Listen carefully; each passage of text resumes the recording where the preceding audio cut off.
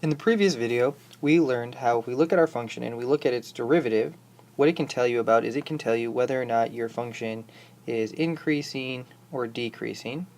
So we sort of know if our function is going up or down. And today what we're going to focus on information that our second derivative tells us.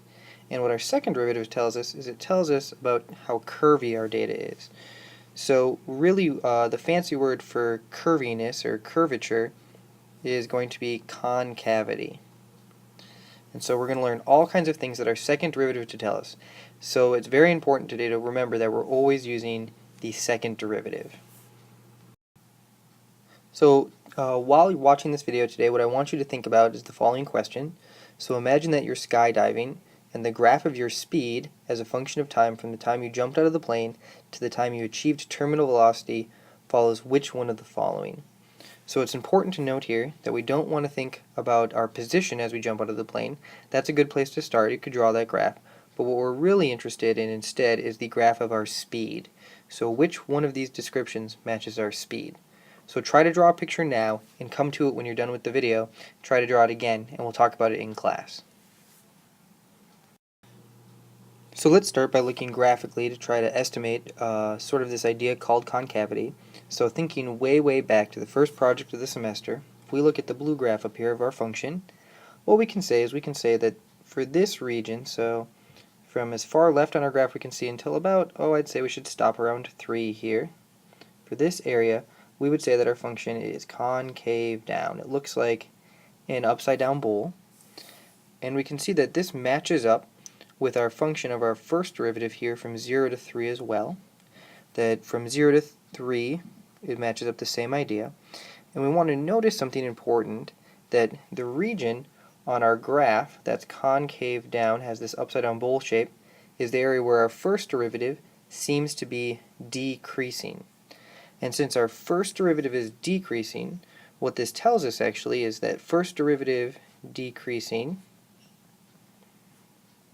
means that its slope is negative, so this means that our second derivative is negative over here for concave down.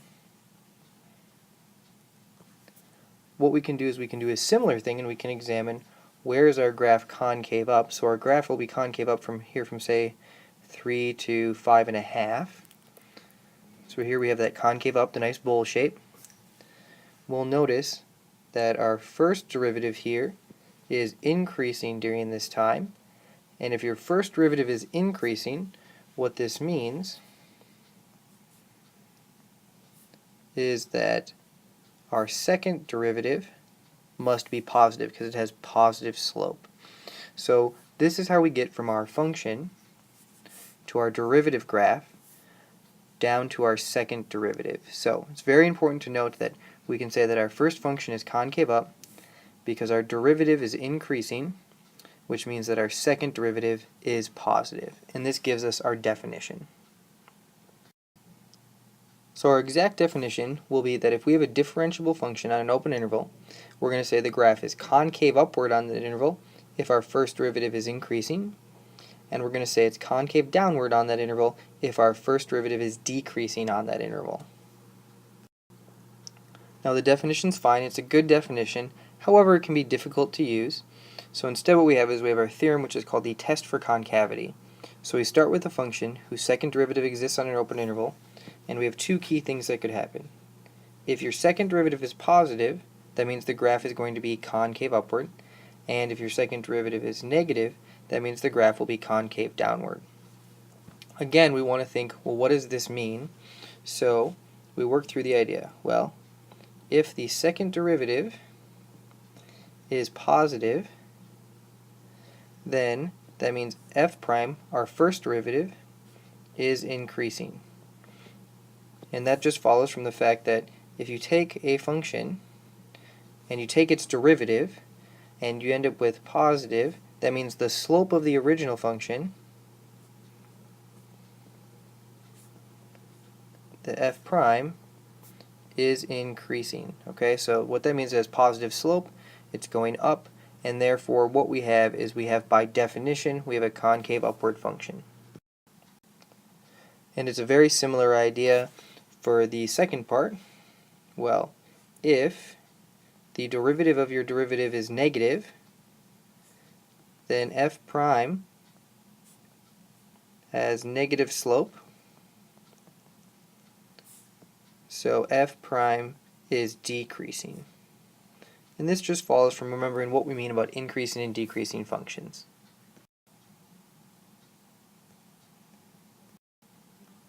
So what we're going to do is we're going to use this previous test in order to find the concavity of the graph of the following functions. And so our function we're going to be looking at here is our function f. And what we're always going to be doing is we're always going to be looking at, though, the second derivative of this function. In this section, the second derivative is very important. And I'm going to give some guidelines for finding where a function has concave upward or concave downward. And hopefully you see that these are very similar actually to figuring out where a function is increasing or decreasing with just one minor change. So the first step in our process is we want to find all points where the second derivative is 0 or does not exist. We do this because we know that if the second derivative is positive, it's concave upwards. If it's negative, it's concave downwards. Therefore, we need to look at places where it's 0 or does not exist. So we set our original function equal to 0, the second derivative that is. And we solve and we see that this factors pretty nicely. Let's see, so we get a 6x. We're left with x plus 2. So we get x equals 0 or x equals negative 2 as our places where it's 0. It exists everywhere. Step 2, we use these places we found in order to make intervals and then choose points on those intervals. So we can make a nice little table. So we've got ourselves intervals. So we've got our interval from negative infinity up to negative 2, negative 2 to 0, 0 to infinity, and we pick our favorite points on these intervals, so negative 3, negative 1, and 1. And hopefully you said now we need to test those points, and so we test them in our second derivative. So if we test negative 3 in our second derivative, we're going to end up with 18, which is positive. If we test negative 1 in our derivative, we end up with negative 6, which is negative. And finally, we can test 1 in our derivative. We end up with 18, which is positive. So what this tells me is this tells me where I'm concave upward or concave downward. So this means I went from concave up to down to up, and I can write this nicely. Concave down on the interval negative 2 to 0, and I would write concave up on negative infinity to negative 2, and also from 0 to infinity. And that's my final answer for where I'm concave up or concave down. Now, while usually it's not too difficult to sort of estimate areas where we're concave downwards or where we're concave upwards, it's hard sometimes to decide where do we actually change. Where do we change from this concave down shape to the concave up shape, especially if we're just going to look at a graph. So that's why we kind of want to do it algebraically to see what happens there. Now, two possible things can happen when concavity changes. The first one is that the tangent line at the point exists. So if we look at this graph here, what we can see is we can see concavity changes right around there, and we can draw ourselves a tangent line to the graph. My tangent line, of course, looks really bad, but that's what the tangent line looks like. It has the same slope as the point there, and it looks pretty nice. The issue is that what can also happen is we can also have concavity change on a graph very abruptly and have no tangent line. So if we look at the red graph over here, what we can see is we changed from a concave upward piece of graph to a concave downward graph, but we don't have a nice tangent line here. It didn't change in a nice smooth way. And we're going to give these places where it changes nicely a special name. They're going to be called points of inflection. So a point of inflection will, in your gut, what it should be is it should be a place where the concavity changes nicely, but we need to make sure we follow some technical rules. So first, we need to make sure the function is continuous at that point. So at this point we're going to call C. We need to make sure it has a tangent line at this point, and it will be called a point of inflection as long as the concavity changes there, okay? It has to go from concave up to concave down, or down to up. So I'm going to draw a few pictures of graphs here, and what I want you to do is take a minute to decide, does it seem like a point of inflection? Is it continuous? Does it have a tangent line? And do we actually change our concavity? So you should pause the video for a few seconds, look at each one of these, and decide whether or not it really is a point of inflection of the graph. So hopefully you've had a chance to look through them all. So we're going to concentrate on the first one up here. And we want to think, well, our graph seems continuous here. We have a tangent line, and we changed from concave down to concave up. Therefore, this is a point of inflection. In the second graph here, our function is certainly continuous. We can sort of draw through the point. It has a tangent line. It's horizontal, but that's a fine tangent line. The issue is we don't change concavity. We're concave up, and we're concave up. So this means it is not a point of inflection because it fails the third property. Down here in the corner, well, our function, it definitely changes concavity. We were concave up before, now we're concave down. However, it fails 1 and 2. It's not continuous, and it does not have a tangent line, so it's not a point of inflection. The third graph we have over here, this one also in fact will be a point of inflection. So what's going on here is we went from concave upward to concave downward. We have a vertical tangent line, but that's okay. Our function is still continuous, so therefore it is good to go. So there's one type of picture we haven't included here, and you need to do this bring it to class tomorrow. What I want you to do is try to draw a graph that satisfies properties 1 and 3, that is, it's continuous and concavity changes, but it does not have a tangent line. So try to draw this graph, and we'll talk about it in class tomorrow. So here we have a theorem that helps us find points of inflection. So it says that if you have a point of inflection on your graph, then what needs to happen is you need your second derivative to equal 0, or your second derivative does not exist. One of these two things must happen. Now the thing to note is that just because this happens, it does not mean it's a point of inflection. It doesn't guarantee it happens, but it means that these are good places to look at. These are good places to think about it could be a point of inflection. So this is the example that we did earlier, and what we found out in this case was we found that if we took the second derivative, and if we put in -2, we got 0, and if we put in 0, we got 0. So these are both good places to look. They could be points of inflection. However, we need to check a few things. First of all, we need to check, can we put this into the first derivative and get a tangent line? And as it turns out, you can for both of these. You're going to get tangent lines. And also, we also need to check, does the concavity change? And if we look at our previous example, yes indeed, the concavity changes here. So x equals -2 and x equals 0 are points of inflection.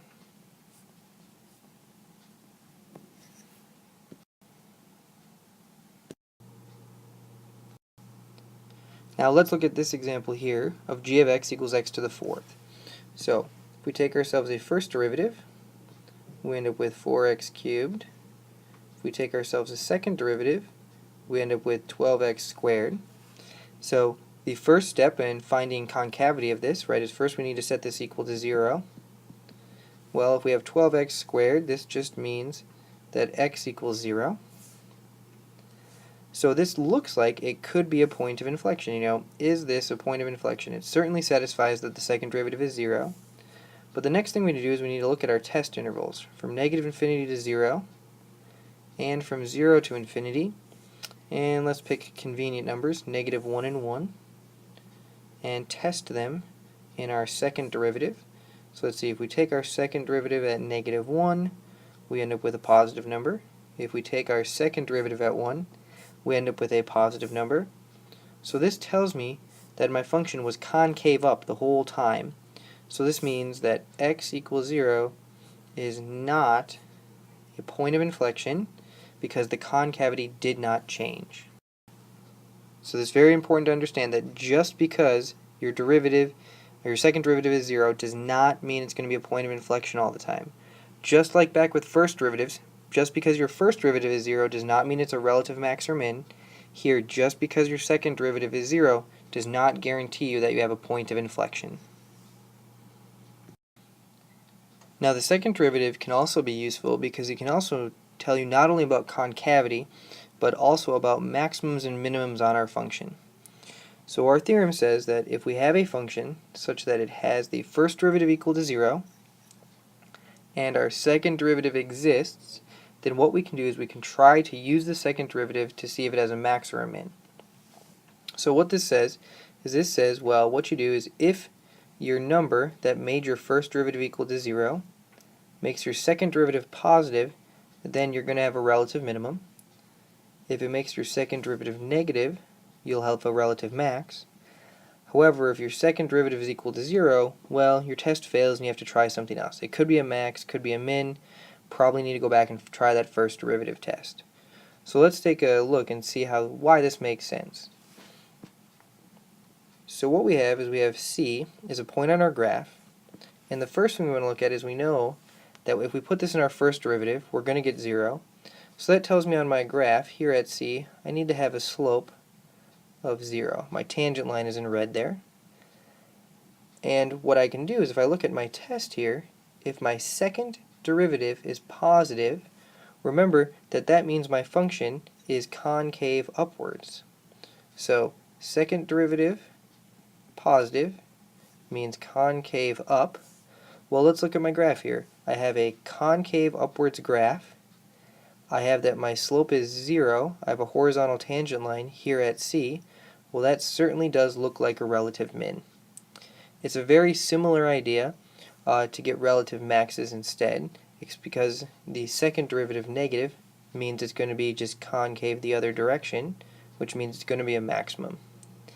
Unfortunately, this test can fail. If the second derivative is equal to 0, it doesn't tell you anything, so you're going to have to try something else. But let's see how this might work in a problem. So let's look at a function here, h of t, given by t to the fourth minus 4t cubed plus 2. That's a very bad looking cubed there. And I've already taken its derivative and its second derivative to get us started. So the second derivative test says, well, the first thing you need to do is you need to figure out where your first derivative is equal to 0. So I'll start by setting 0 equal to my first derivative. And I'll try solving this. So this, let's see, this will factor, I can factor a 4 into t squared out. So I'm left with t minus 3, which tells me that my first derivative is 0 at t equals 0 and at t equals 3. So these are my points I want to check. And I want to check them in my second derivative. So I'll check my second derivative at 3. So I'll put 3 in here. So 12 times 3 squared minus 24 times 3. And I end up with 36, which is positive. So this tells me that my function is concave up.